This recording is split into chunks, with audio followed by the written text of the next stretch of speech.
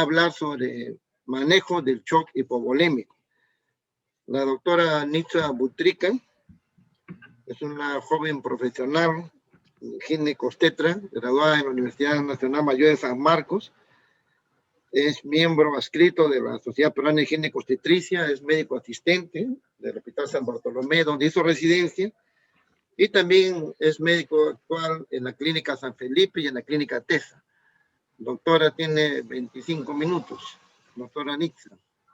Doctor Cabrera, buenas noches. Gracias por la presentación. Gracias a la SPEFAM por dejarme dirigirme el día de hoy a ustedes.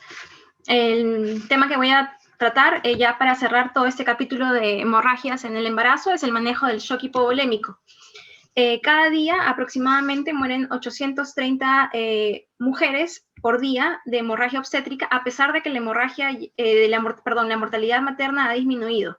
Es decir, que una de cada 6 mujeres muere cada minuto. Estas muertes se presentan con mayor frecuencia en países con menor desarrollo y menor ingreso, y es por eso que la OMS ha determinado que persisten las 4 principales causas, que son la hemorragia, los trastornos hipertensivos, los fenómenos tromboembólicos y la sepsis. Entonces, como ustedes pueden ver aquí, en este cuadro, prácticamente todos los países de Latinoamérica se encuentran con una mortalidad que oscila entre 41 a 338 muertes por cada 100.000 nacidos vivos. Entonces, ¿por qué seguimos con esta alta mortalidad materna? Porque si actualmente tenemos mayor información o mayor manejo con el uso de deuterotónicos, con el uso de hemostáticos, hay mayores técnicas quirúrgicas conocidas, técnicas no quirúrgicas, como ya les han explicado, como el balón de Bakri. Entonces, nos volvemos a preguntar, ¿por qué siguen muriendo las pacientes? Y definitivamente lo que tenemos que hacer es aprender a manejar el shock hipovolémico. Los cambios fisiológicos y adaptativos determinan que la paciente obstétrica casi al final del embarazo aumente su flujo sanguíneo en alrededor de 700 mililitros por minuto. Esto quiere decir aproximadamente el 15% del gasto cardíaco en general. Entonces pasamos a definir lo que es un shock hemorrágico. Es un síndrome que cursa con bajo flujo sanguíneo e inadecuada perfusión tisular, que conduce a un trastorno metabólico celular, disfunción orgánica, falla orgánica y consecuente a esto la muerte. El sangrado generalmente es subestimado en un alrededor de 40 a 50%. Y las pérdidas sanguíneas pueden estar ocultas. Generalmente cuando nosotros estamos en sala de operaciones o cuando tenemos un parto, empezamos a pedir gasas o dressings sin darnos cuenta que ahí va un montón de sangre. Generalmente una gasa de un 30 por 30 tiene aproximadamente 30 cc de sangre y un dressing casi 500 cc de sangre también. Entonces generalmente las pacientes que hacen este tipo de hemorragias son pacientes jóvenes con o sin factores de riesgo, y el corazón generalmente aguanta más porque son mujeres jóvenes, ¿no? Una descompensación. Pero lo que tenemos que tener en cuenta es que del diagnóstico temprano va a depender el pronóstico de la paciente. Entonces aquí podemos ver que varios tipos de medición del sangrado para poder darnos una idea de cuánto está sangrando la paciente, ¿no?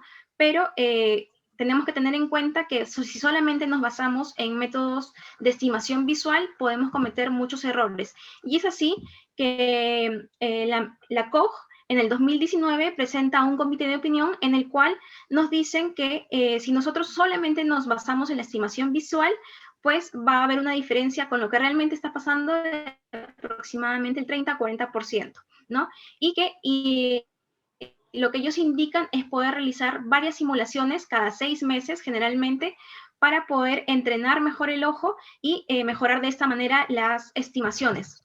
También se recomiendan en la actualidad, y se ha visto en varios estudios, que comparemos la evaluación visual con estudios gravimétricos y colorimétricos, como por ejemplo en este caso, que también del 2019 el American Journal sacó un método que se llama Tridon, y este método consistía en un método colorimétrico que tenía una plataforma móvil en la cual se podía medir o determinar la cantidad de hemoglobina y la cantidad de mililitros de sangre, de peso de cada gasa que se había utilizado. Y de esta manera se podía correlacionar mejor el sangrado y el delta de hemoglobina para poder tomar las decisiones para el manejo de la paciente obstétrica.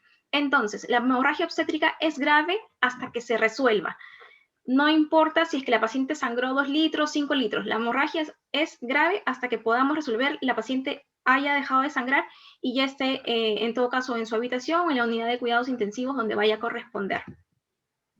Entonces, ¿cómo vamos a manejar el shock? Como ya bien lo han comentado los anteriores ponentes, casi todas las patologías en obstetricia crítica entran dentro de la hora dorada. Y como ya lo han dicho, el tiempo es oro. En cuestión de minutos cambia la sobrevida de la paciente. Si se realiza un diagnóstico temprano, la sobrevida es alta. Mientras que si nos vamos a demorar, la sobrevida va a disminuir, aumentando la mortalidad.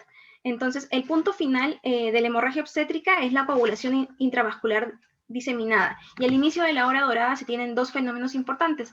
Y dentro de los primeros 20 a 30 minutos hay una distribución hacia el compartimento central determinado por el sistema simpático. Pero ya después de esto, el sistema parasimpático es el que va a producir una redistribución periférica. Entonces, después de que hicimos el diagnóstico, vamos a tener que clasificar al shock. Y esta es una gráfica que ya han visto antes, bastante conocida, en la cual nos vamos a basar en ciertos parámetros para poder clasificar el shock. Y en esos son el sensorio, la perfusión, el pulso, la presión sistólica y también cuánto es el sangrado que ha perdido la paciente. Y según eso vamos a tener un grado de shock compensado, leve, moderado y severo. Y depende de eso es que vamos a manejarlo. Entonces, lo que es más importante es poder activar el código rojo para poder tener una resolución del caso. Y otra cosa fundamental es poder saber que el shock hipovolémico es el desbalance entre el aporte y la demanda de oxígeno. Puede haber shock sin hipotensión y puede haber hipotensión sin shock. Y eso es fundamental para que nos centremos en los signos macrodinámicos y podemos evaluar a una paciente que está chocada. Entonces tenemos tres ventanas. La ventana neurológica, que nos va a permitir observar si es que hay alteraciones mentales agudas, y esto quiere decir que hay una hipoperfusión cerebral. Tenemos la ventana renal, en la cual vamos a tener que ver si es que la oliguria está disminuida, quiere decir menos de 0.5 mililitros por kilo por hora, y la ventana cutánea, que nos va a permitir evaluar el llenado capilar en la rodilla. Si es mayor de 4, pues decimos que la paciente está hipoperfundida. Entonces, llegamos ya al índice de shock, que también ya lo han explicado antes, solamente para reforzarlo, que es el resultante de dividir la frecuencia cardíaca entre la presión arterial sistólica, y que tiene una sensibilidad y especificidad bastante importantes, bastante elevadas, ¿no? Es un indicador preciso de hipovolemia y fue descrito por primera vez en el año 1967. Y si nosotros vemos y utilizamos, como se ve en el último cuadro que está a colores, si juntamos la pérdida que se estimó de sangre más el valor del shock hipovolémico, eso nos va a poder ayudar para poder ver cómo es que vamos a manejar a la paciente. Entonces, simplemente para que graben que en una gestante el índice de shock, si es que es mayor de 0.9, indica la necesidad de transfusión masiva en pacientes con hemorragia postparto. Y no olvidemos que también puede estar influenciado este índice de shock si es que hemos utilizado analgesia epidural o también ergometrina, y que a veces en algunas pacientes en estadio de posparto pueden tener un índice de shock mayor a 0.9, ¿no? Entonces hay que tener un poquito de cuidado con eso. La medición de gases arteriales y el uso del lactato también se han estudiado asociados al índice de shock, y esto es fundamental para el manejo de estas pacientes. Entonces, el lactato es un factor independiente del protocolo de transfusión masiva en este tipo de pacientes. Este fue un estudio que se hizo por más de 11 años, en el que se intentó determinar si juntando el valor del lactato con el índice de shock mejoraba la especificidad y el valor predictivo positivo para un protocolo de transfusión masiva. Y definitivamente se demostró que sí. Por ejemplo, ahí pueden ver que el lactato a valores de más de 4 solamente tenía una especificidad de 86%, pero si se juntaba con un índice de shock mayor de 1, la especificidad aumentaba hasta el 96%. Otro marcador importante de pronóstico en la hemorragia es el lactato. Valores mayores de 3.75 ya nos indican injuria renal aguda, un CID y hasta muerte materna. Entonces, esta categorización de la hemorragia que se ha hecho es prácticamente parecida a la que hemos visto hace un momento, pero en la cual se agregaba el índice de shock al inicio, como ustedes podían ver, que el punto de corte es el 0.9. Ya si es mayor a 1, ya tendríamos que pensar en transfusión masiva, ¿no? Y también en este cuadro se puede ver que también están utilizando como marcadores el lactato, y si es que no se pudiera dosar el lactato, también el exceso de base, que debe ser menor de -6. Y también, bueno, también se tiene en cuenta el fibrinógeno, que como también he mencionado es bastante importante. También se han desarrollado varias escalas para determinar la hemorragia, y dentro de estas está el score quirúrgico de Apgar, en el cual se mide la pérdida sanguínea en mililitros, el valor de la presión arterial media más baja que se ha medido y la frecuencia cardíaca más baja también que llegó a tener la paciente. Entonces, eso hace, dependiendo de los valores, hay un puntaje, y si la paciente tiene menos de 6 puntos, pues tiene alta probabilidad de transfusión masiva y una alta probabilidad de terminar en terapia intensiva. Entonces, como bien explicó el doctor Cano, tenemos que actuar desde el minuto 0, y lo que hacemos en el minuto 0 es alectar a banco de sangre y laboratorio. Empezamos a calentar los líquidos, sobre todo los cristaloides, dicen entre 36 y 39 grados, se identifica la causa y clasificamos el grado de shock. Una vez que hicimos todo eso, empezamos con esta mnemotecnia. ¿Cómo vamos a iniciar la reanimación? Con la mnemotecnia de OBM, o de oxígeno por máscara con bolsa de reservorio a 10 litros por minuto. Por eso es que está el número 10 encima de la imagen, en donde debería ir la cabeza de la paciente. Tenemos dos números 14 que nos indican las dos venas periféricas que deberíamos poner. Si no son dos, deberían ser de número 16, siempre por encima del diafragma para que los fluidos lleguen más rápido. Y deberíamos tomar muestras en 3 tubos. ¿Muestras de qué? De hemograma, de tiempo parcial de tromboplastina, de protombina, el fibrinógeno, lactato. Se debe cruzar como mínimo 4 pruebas para los paquetes globulares y AGA. Debemos también asegurar que nos reserven mínimo 6 paquetes globulares, 6 de plasma y 6 unidades de plaquetas o una aféresis. Y el AM de monitoreo, que debemos monitorizar la presión arterial media, la saturación, en el mejor de los casos hacer un EKG, el CO2, la temperatura y obviamente la diuresis con la sonda Foley número 16. Entonces, se han determinado la reanimación de control de daños. Este es un artículo del 2020 en el cual nos lleva a que debemos realizar una serie de medidas farmacológicas, terapéuticas y quirúrgicas basadas para poder resolver el choque y la hemorragia, ¿no? Basadas en las 4T que también ya han comentado, y para evitar así la triada de la muerte. La triada de la muerte, que consiste en la coagulopatía, hipotermia y acidosis. Y a la par, medida de lo que es el ácido láctico y el exceso de base, que debe ser en -6. Y después de todo esto, podemos empezar las medidas de reanimación, sobre todo la medida de reanimación hídrica basadas en protocolos restrictivos, la resucitación hemostática y finalmente poder llevar a la paciente a la unidad de cuidados críticos, ¿no? Generalmente nosotros como médicos queremos siempre que la paciente llegue a una presión arterial elevada. Sin embargo, los estudios nos determinan que se debe manejar la presión arterial media entre 55 y 60 para que ese coágulo, que está frágil por toda la reanimación que vamos a estar realizando, no se rompa y si es que estamos aumentando la presión arterial, ¿no? Entonces, como ya les había mencionado, la triada de la muerte se va a caracterizar por hipotermia, acidosis y coagulopatía. Hoy nos estamos centrando un poco más en lo que es la coagulopatía. Sin embargo, es importante saber que pacientes con hipotermia tienen disminuida la activación de los factores de coagulación y también la activación plaquetaria. Solamente se activan entre el 30 a 40%. Y las pacientes con hipotermia generalmente son aquellas que tienen exposición peritoneal. Temperaturas por debajo del 32 grados aumenta la mortalidad en un 100%. Y que también tenemos que saber que si la exposición peritoneal es por más de 4 horas, hay más de 90% de probabilidades de llegar a una temperatura de 32 grados. Si a esto le llegan a sumar a ustedes un pH menor de 7.3, pues se altera uno de los marcadores más importantes, que es el fibrinógeno. Se llega a inactivar, solamente se activa el 40%, y hay mayor riesgo de hemorragia y shock hemorrágico. Entonces, ¿Cómo debemos de hacer la reanimación hídrica? Los tratamientos deben ser individualizados, solamente el 50%, o sea, la mitad de las pacientes van a responder al uso de líquidos, y hay estudios que nos indican que por cada litro que nosotros agreguemos, cuando ya hemos agregado 4, va a incrementar la mortalidad entre un 5 a 10%, y por lo tanto se recomienda, como también ya lo dijo el doctor Cano, solo utilizar 2 litros,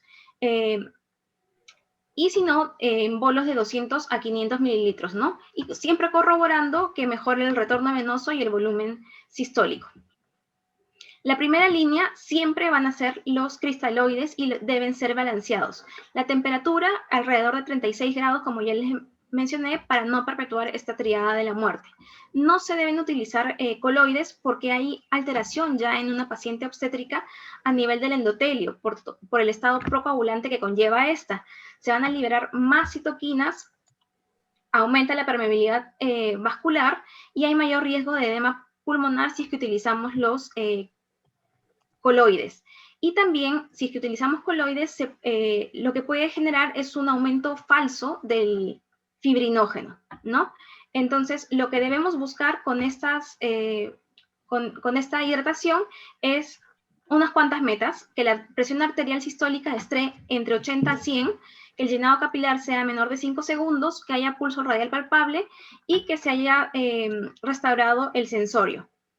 Debemos evitar la hiperreanimación, o sea, por eso volvemos a repetir, el protocolo debe ser restrictivo porque disminuye la morbimortalidad, aumenta la sobrevida, y si es que nosotros hacemos la hiperreanimación, pues la paciente sangra, le volvemos a administrar fluidos, la volvemos a hemodiluir, la paciente entra en hipotermia, hace acidosis, luego coagulopatía y nuevamente entramos en la triada de la muerte. Entonces aquí podemos ver que las diferencias entre los diferentes tipos de líquidos, la solución, el cloruro de sodio que nosotros conocemos al 9 por 1000, generalmente no deberíamos utilizarlo, pero es lo que nosotros tenemos a la mano y lo que generalmente utilizamos. ¿Por qué? ¿Por qué no deberíamos utilizarlo de primera línea? Porque el pH es de alrededor de 5, está muy por debajo del pH de la paciente, al igual que la osmolaridad. En cambio, si nosotros utilizamos la solución de Hartmann o el lactato de Ringer, evitamos que haya una acidosis hipoclorémica y por lo tanto injuria renal aguda, que sí podríamos producir con el cloruro de sodio, y que si a eso le sumamos que no hemos calentado los líquidos, pues también vamos a llevar a la hipotermia. Entonces, lo recomendable, usar Hartmann o el lactato de Ringer, porque tienen un pH y una osmolaridad mucho más parecida al de la paciente. ¿Cómo hacemos entonces la reanimación hemostática? Se prefiere la transfusión temprana de glóbulos rojos para asegurar una adecuada oxigenación de los tejidos. Entonces, hicimos el diagnóstico, ya restauramos el volumen con nuestros cristaloides y ahora tenemos que restaurar la capacidad transportadora. Entonces, la mayoría de pacientes con hemorragia posparto y con shock hipovolémico reciben 2 unidades de sangre. Sin embargo, hay un 30% de pacientes que pueden llegar a utilizar hasta 8 unidades de sangre. Y aquí tenemos que hacer la tipificación del donante y el receptor. Como es una emergencia, lo primero que deberíamos hacer es avisar tendríamos que tener nuestros paquetes de emergencia y decirle al banco de sangre: necesito un paquete de sangre. Deberíamos conocer ya el grupo sanguíneo de la paciente y pedir del mismo grupo. Si en caso no tuviéramos de grupo, podríamos pedir O negativo y no hacer ningún tipo de prueba cruzada. Sin prueba cruzada, la sangre debería llegar a la paciente en aproximadamente 5 minutos. Entre 5 y 10 minutos, promedio 8 minutos, con una seguridad de 99.8. Sin embargo, hay gente que siempre pregunta: doctora, ¿le hago una prueba cruzada? Y la respuesta debería ser que no, porque la prueba cruzada demora aproximadamente 45 minutos en realizarse, 25 a 45 minutos buscando los anticuerpos contra los glóbulos rojos, y solamente aumenta la seguridad de ese paquete globular a 99.95, o sea, realmente ha subido 0.1 la seguridad. Entonces, como no hay mayor diferencia, debería utilizarse la sangre, los paquetes globulares sin cruzar, al menos al momento de la emergencia. Entonces, aquí vamos a iniciar la terapia de transfusión. aquellas que tengan, vamos a cuantificar el sangrado y vamos a ver si la paciente sigue sangrando. Si tenemos un sangrado continuo o que tenga que ya haya perdido más de 1500, o aquellas mujeres que ya tengan signos vitales alterados, vamos a iniciarles la terapia de transfusión. Y en una hemorragia obstétrica masiva, pues la transfusión puede llegar a ser de 10 o más unidades de paquetes dentro de las primeras 24 horas. La transfusión de 4 paquetes dentro de la primera hora también se considera como hemorragia obstétrica masiva, y si es que se necesita prever mayor necesidad de sangre. El mejor control que se ha probado es el de hacer el protocolo de 1-1-1. Un paquete de glóbulo rojo por uno de plasma fresco por uno de plaquetas. La relación 1-1 dentro de las 6 primeras horas se ha asociado con menor mortalidad dentro de los 30 primeros días. El objetivo es llevar una hemoglobina A8 y unas plaquetas a mayor de 75.000. Como acá ya les había dicho, entonces lo ideal es 1-1-1. En mujeres con sospecha de coagulación intravascular diseminada se debe considerar la administración de crioprecipitado, y tener en cuenta que también si nosotros vamos a aplicar varios paquetes globulares, pues también van a haber algunas complicaciones que tenemos que tener en cuenta, como son la hipocalcemia, la hipotermia, la reacción transfusional hemolítica, la reacción hemolítica transfusional aguda. Y recordar también nuevamente que la resucitación con cristaloides puede asociarse a coagulopatía dilucional y con edema pulmonar. Entonces, otro punto para llegar ya a paquetes de transfusión de emergencia, ¿qué son? Son aquellos que nosotros vamos a tener listos idealmente con 2 paquetes de O negativo o 2 paquetes de O positivo sin pruebas cruzadas. Y paquetes de transfusión masiva son aquellos que vamos a tener listos 6 paquetes de glóbulos rojos, 6 de plasma fresco y una féresis de plaquetas o 6 paquetes de plaquetas. Esto debería estar listo ya. Otro punto importante es el fibrinógeno, valores menores a 2 gramos o 200 miligramos, dependiendo cómo lo mide el laboratorio, es el punto de corte para hemorragia obstétrica masiva. Este fibrinógeno va a ir disminuyendo conforme va incrementándose el sangrado. Al no tener fibrinógeno disponible, lo que podemos usar es el crioprecipitado, ya que aporta aproximadamente 388 miligramos de fibrinógeno por cada paquete de crioprecipitado. También se ha visto que, según sus estudios, se hizo un consenso también bastante grande, el consenso NATA, en el cual hablaban de cómo manejar esta hemorragia posparto, y se vio que se podía asociar a también el uso de complejos protombínicos a una dosis de 20 a 30 unidades por kilo, que tienen una concentración de 30 veces más de los factores de coagulación, como son el 2, el 7, el 9, el 10 y también proteína S y C. Y también esto se puede utilizar en caso no tengamos disponible, no contemos con plaquetas o con las aféresis de plaquetas, ¿no? Y también en pacientes que tengan larga data de uso de aspirina. También hay estudios sobre el factor 7 recombinante, pero no se ha llegado a corroborar su beneficio, y se ha visto que se puede utilizar solamente en aquellas pacientes que no estén con acidosis, que no tengan hipotermia y que tengan el calcio mayor de 1.2 y el fibrinógeno mayor de 2. También se ha podido utilizar la desmopresina, que es un medicamento sintético que tiene efecto similar a la vasopresina, y que se va a poder, que va a hacer que se active el factor 8 y el factor de von Willebrand, y también cuando no tengamos plaquetas podemos utilizarlo, ya que también activa las plaquetas, ¿no?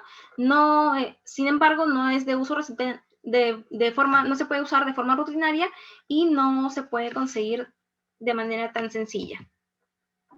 Aquí el estudio Woman, que ya también lo habían explicado, que se había hecho en Londres, es un ensayo clínico aleatorizado, doble ciego, en el cual se podía medir el efecto de la administración temprana del ácido tranexámico sobre la mortalidad, el número de histerectomías y la necesidad de transfusión que se podían llegar a utilizar en pacientes con hemorragia posparto, ¿no? Es un estudio que se hizo en 20.000 pacientes y se llegó a determinar que el ácido tranexámico sí disminuía la mortalidad materna, disminuía el riesgo de la parotomía y disminuía el riesgo de sangrado. Si se utiliza en las 3 primeras horas, como ya he mencionado, disminuye la mortalidad en entre un 20 a 30%. Y por cada 20 minutos que nosotros nos demoremos en empezar a utilizarlo, su eficacia va disminuyendo en un 10%. Entonces, en el 2017, la Organización Mundial de la Salud ya determinó como recomendación general ante el manejo de una hemorragia postparto el uso del ácido tranexámico. Para recordarles una vez más, en las primeras 3 horas, la dosis de 1 gramo en 10 mililitros de solución se pasa a 1 mililitro por hora, pudiéndose repetir la dosis de después de 30 minutos si es que la paciente no ha parado el sangrado. Doctora, tiene 1 minuto, ¿ya? Estamos en el tiempo. Ya, solamente como esto es lo que ya había mencionado el doctor Cabrera, las metas son la temperatura mayor de 35, un pH mayor de 7.2, exceso de base menos de -6, lactato menor a 4, las plaquetas más de 50.000 o 75.000 y el fibrinógeno más de 2. Y con eso consideramos el uso de las transfusiones y de todos los medicamentos que ya les he mencionado. Entonces, solamente ya para terminar, ¿cuáles son las metas de reanimación en el shock? Mantener la presión arterial media mayor a 65, disminuir el ácido láctico en las primeras 6 horas, porque se ha visto que si el ácido láctico de 2 a 4 de valor tiene una mortalidad de 10 a 20 y niveles mayor a 4 tienen una mortalidad de 20 a 30%. Mantener saturación venosa mayor a 70% en las primeras horas, el gasto urinario en 0.3 mililitros por kilo por minuto, mayor a 0.3 kilos por minuto, optimizar parámetros de coagulación, fibrinógeno y en total perfil de coagulación. Entonces, como tip 1, la medición del fibrinógeno, si es menor de 200, hay que estar alertas y reponer el fibrinógeno, sobre todo mediante el crioprecipitado. El control continuo de la presión, esta medición debe ser cada 3 a 5 minutos. Reanimación hipotensiva, recuerden que no debe estar la presión arterial sistólica muy elevada, solamente entre 80 y 100, la presión arterial media entre 50 y 65, y evitar la sobrecarga para evitar la coagulopatía por hemodilución.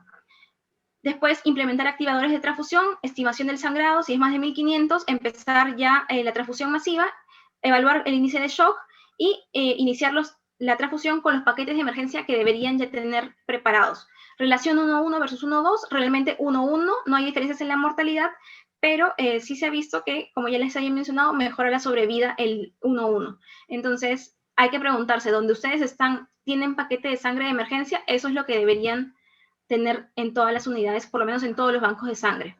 Y como ya les había comentado, la creación de paquetes de transfusión ajustados a la paciente obstétrica, que puede ser 3-3, 6-6, 1-1, porque la transfusión temprana evita coagulopatía y los requerimientos mayores.